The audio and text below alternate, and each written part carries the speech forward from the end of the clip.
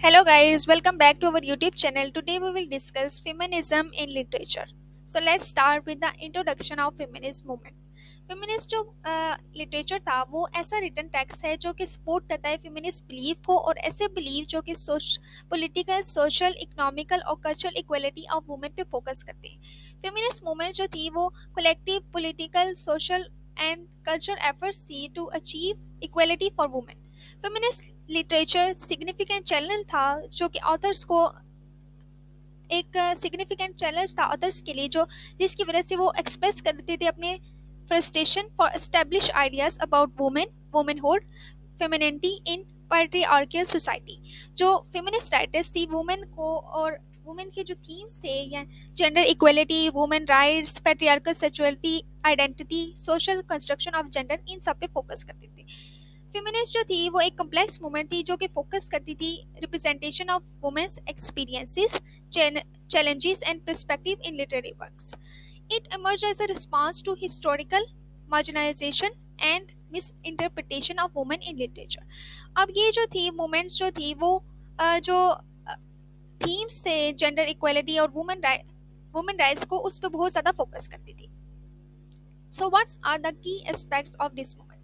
First key aspect is reclaiming women voices. Feminist literature का aim था कि वो वॉइस फ्रॉम करे वुमेन्स के एक्सपीरियंसेस को, बहुत historical and contemporary, that have to be overlooked और साइलेंस इन ट्रेडिशनल लिटरेचर, जो कि ट्रेडिशनल लिटरेचर में बहुत ज़्यादा साइलेंस थे। उन सारे जो एक्सपीरियंसेस है वुमेन्स के एक्सपीरियंसेस, उसको वॉइस फ्रॉम करना। और ये जो इस फेमिनिस्ट लिटरेचर का एम ये था कि वुमेन की जो स्टोरी है वो इक्वली वैलिड और इम्पोर्टेंट है। सेकेंड की एस्पेक्ट है डीकंस्ट्रक्टिंग स्टीरियोटाइप्स। इसमें जो फेमिनिस्ट लिटरेचर था वो वर्क करता था और डिसमेंटल और चैलेंज करता था स्टीरियोटाइप्स और आर्किटाइप्स को। आर्किटाइप्स जो होते हैं वो मिथ्स में और मैथोलॉजी में बहुत ज़्यादा यूज होते हैं, जो कि लिटरेचर का बहुत ज़्यादा पहले हाथ आता है, जैसे कि डिस्मल इन डिस्ट्रेस और फेमी फैटल। फेमी फैटल का मतलब ये होता है कि फैटल वुमेन। तो इसका जो फेमिनिस्ट लिटरेचर था वो स्ट्राइव करता था to create more complex and multi dimensional female characters को। Third one is subverting patriarchal norms. Feminist literature जो था वो क्रिटिक करता था और सबवर्ट करता था। सबवर्ट मतलब पैट्रियार्कल नॉर्म्स को और डिस्ट्रॉय करना, इट्स पावर एंड इन्फ्लुएंस। जो वो जो फेमिनिस्ट लिटरेचर था वो क्रिटिक करता था patriarchal norms and power structure को, जो ट्रेडिशनली डोमिनेट थे सोसाइटी में और लिटरेचर में। और ये क्वेश्चन करता था unequal distribution of power between genders and encourage narratives that challenge these dynamics.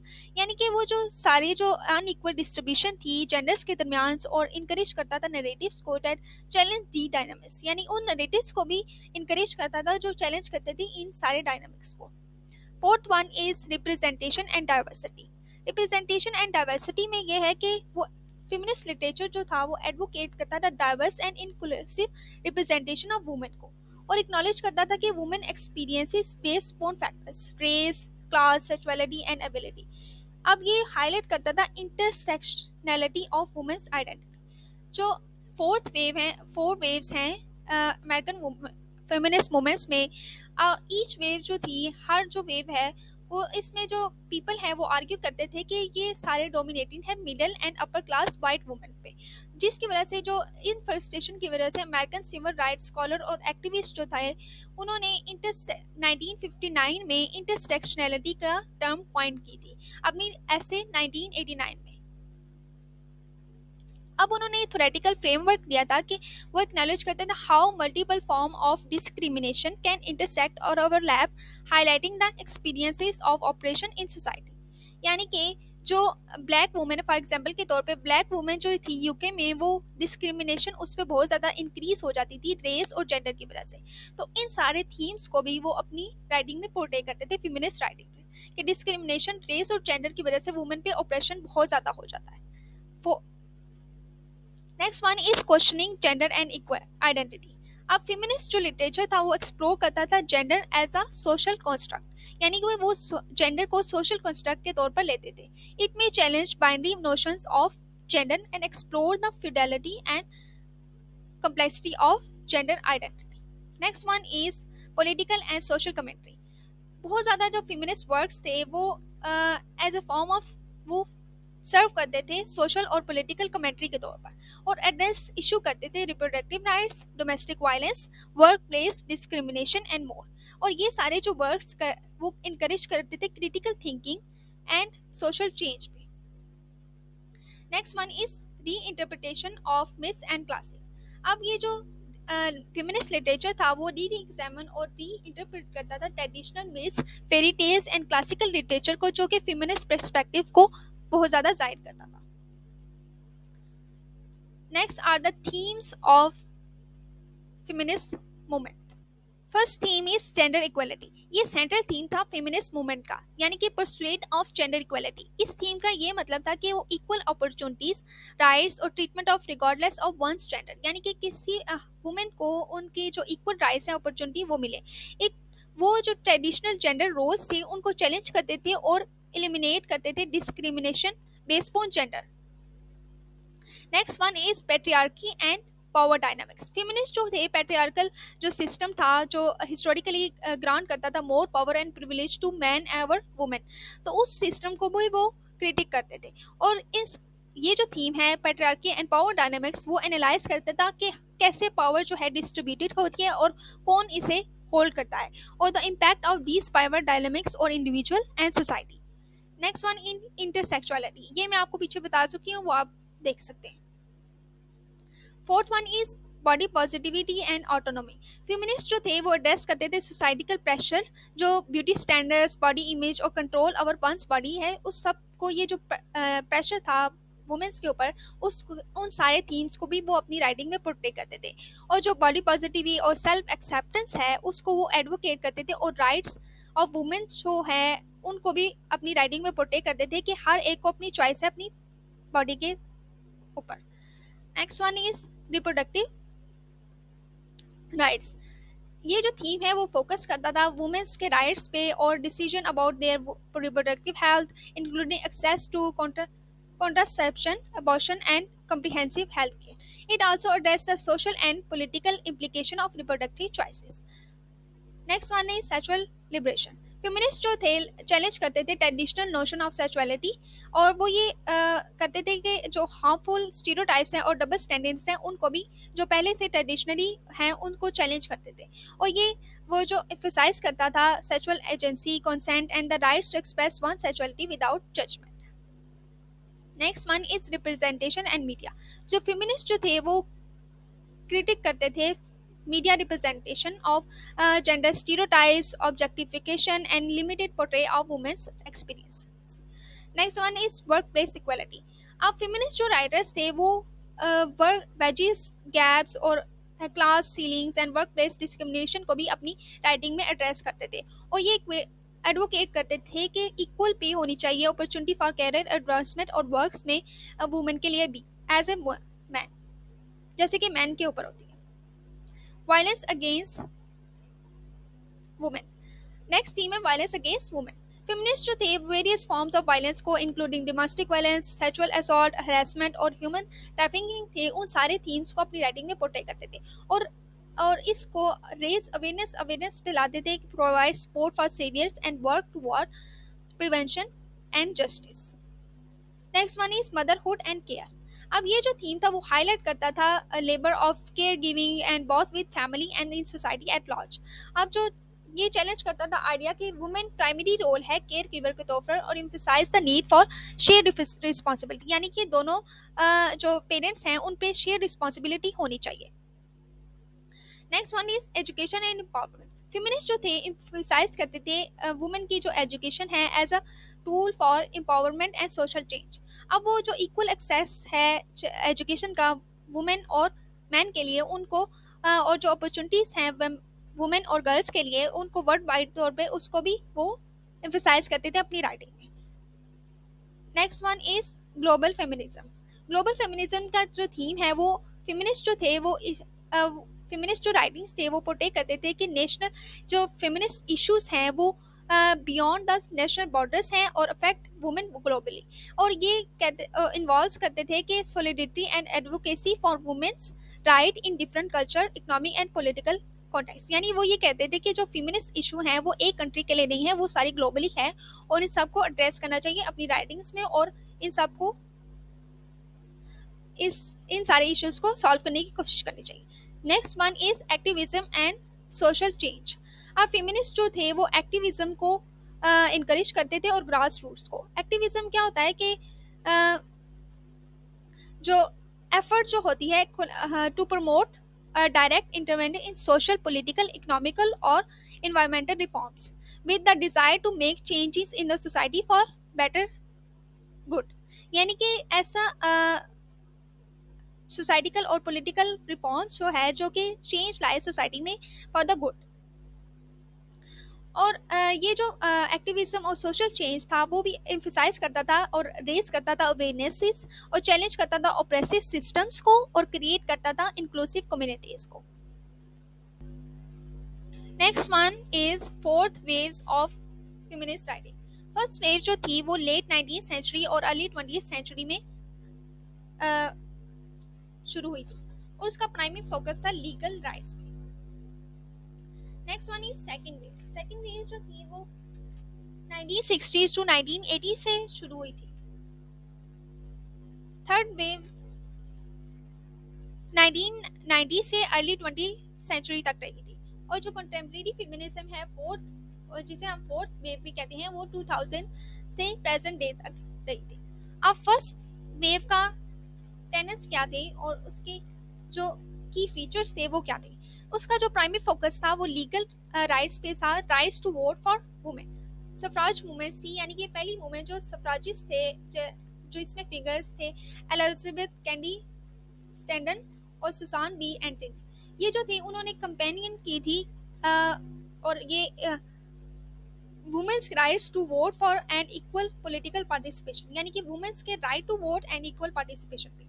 इसमें जो की फीचर की जो एक्टिविस्ट थे और जो सेकंड उन्होंने ये वर्क किया था लीगल रिफॉर्म्स और लीगल चेंज पे, और उन्होंने दो तरह के लीगल चेंजेस किए थे, property rights for married women and improve working condition, यानी कि प्रॉपर्टी राइट्स होने चाहिए मैरिड वुमेन पे और improve condition for working condition for women. और next one is education and employment.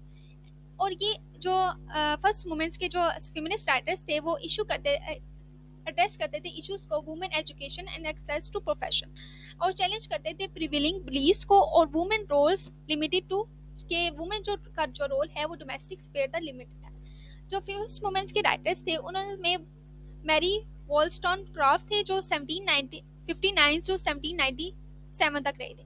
इन्हें मदर रही थी जो कि मदर ऑफ फेमिनिज्म भी कहते हैं, और इनका जो वर्क है of vindication of rights of women जो कि 1792 में पब्लिश हुआ था, वो जो है वो फाउंडेशनल टेक्स्ट है women education, social political rights, equality with women with man.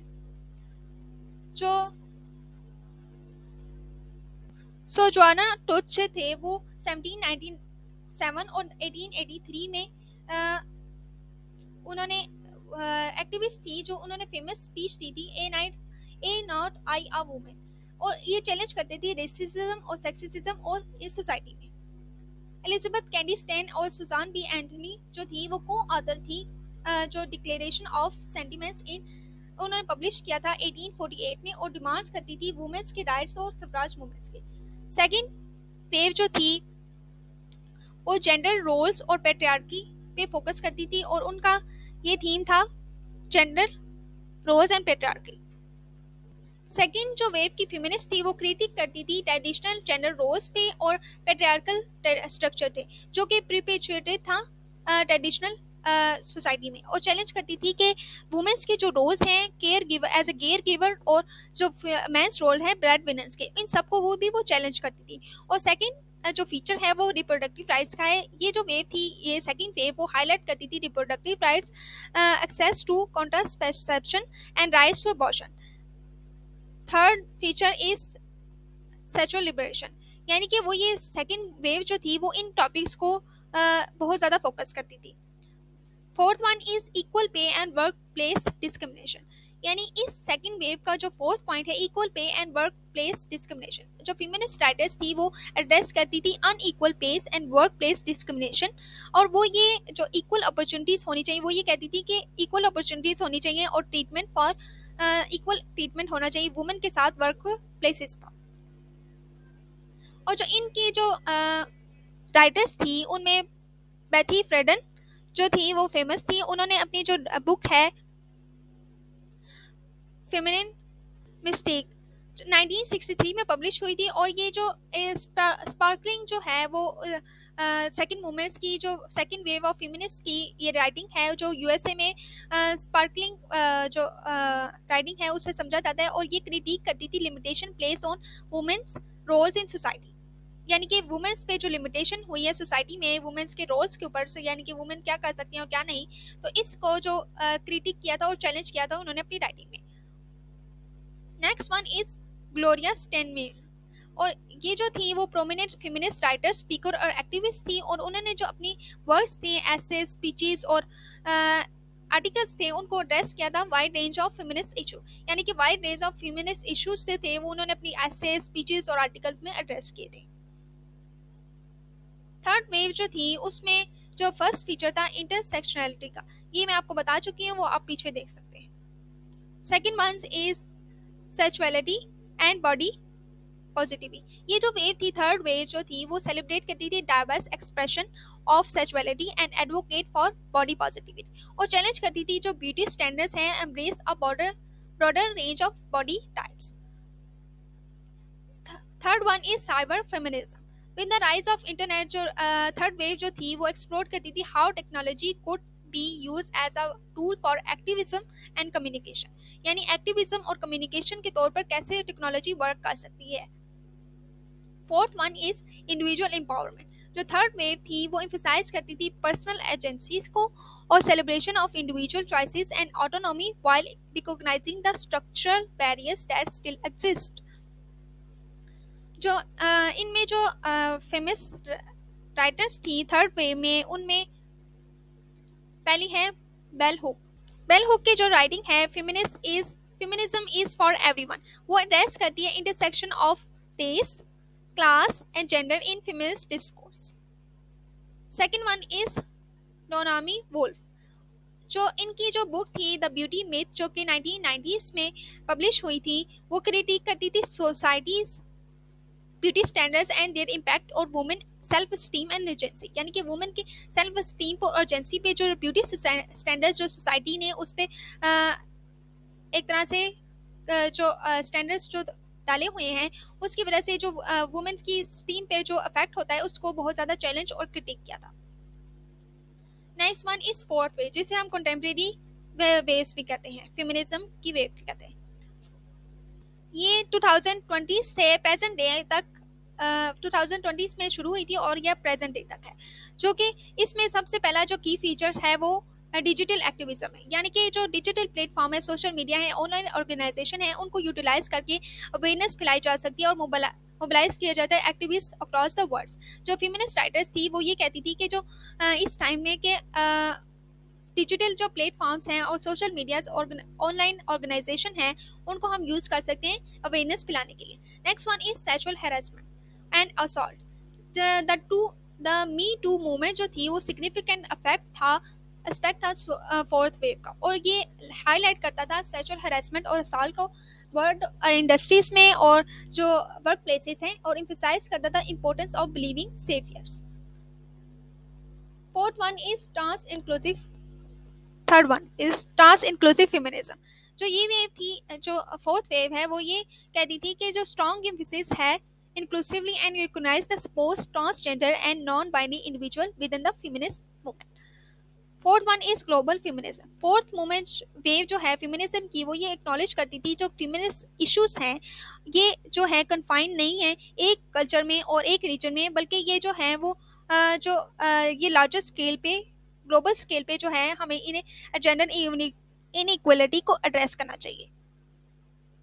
इसमें जो राइटर्स हैं उनमें रोजाना गे जो उनके जो एसेस थे फिक्शंस थी और जो राइटिंग्स थी वो जो टैकल करती थी फेमिनिस्ट इश्यूज को, including body shape, pop culture and intersexuality. हर जो उनका जो ऐसे था बैड बैड फेमिनिज्म, वो ये जो है पर्टिकुलरली वेल नाउन ऐसे था, कलेक्शन था उनकी कलेक्शन में से। Next one is Rebecca solar. ये जो थी उनकी जो राइटिंग्स थी वो इश्यूज जो थे फेमिनिज्म के, पावर और सोशल चेंज था, उनसे इनकी जो राइटिंग्स थी वो रिलेटेड थी। और उनका जो ऐसे था man explain things to me, जो उन्होंने जो पॉपुलराइज किया था मैंस प्लानिंग की टर्म्स को। ये जो मैंस प्लानिंग की टर्म है वो इसका मतलब ये होता है कि the act of explaining something to someone in a way that suggest that they are stupid. यानी किसी को ऐसे कोई चीज़ समझाना जो कि वो समझे, ऐसे समझाना कि वो सजेस्ट करे कि दे आर स्टूपिड, यानी कि वो लोग स्टूपिड हैं। So what is the feminist movement? तो फेमिनिस्ट मूवमेंट की जो जो लिटरेचर है वो इवॉल्व हो रहा है, कॉन्टीन्यूसली इवॉल्व हो रहा है, और जो वेरियस जॉनर्स हैं, कल्चर है, पर्सपेक्टिव है, उससे भी अनकम्पास हो रहा है, यानी कि उससे भी रिलेट हो रहा है। और ये जो है वो क्रूशियल रोल अदा कर रहा है in shaping the discussion around gender identity और सोशल जो जस्टिस है उन पे, जो उनसे जो डिस्कशन है उस पर बहुत ज़्यादा रोल अदा कर रहा है। Thanks for watching. If you like this video, share and subscribe.